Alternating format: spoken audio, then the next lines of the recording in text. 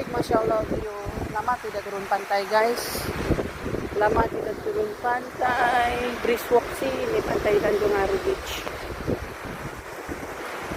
Nice kan view? Okay, view sangat-sangat nice. Masyaallah.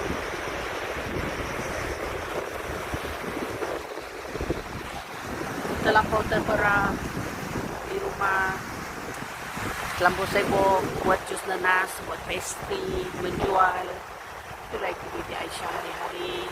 Sampai sakit, sampai migrain, sampai selesema, suara hilang. So, kita sekali-sekala kena, orang minta. Kita kena healing di pantai. Healing di pantai. Itu kan pagi-pagi, selalu petang kan, pagi-pagi ini lagi best. Dengan cuaca yang mendung, tidak panas. Syok lah, Masya Allah, tabarakallah. Syok guys.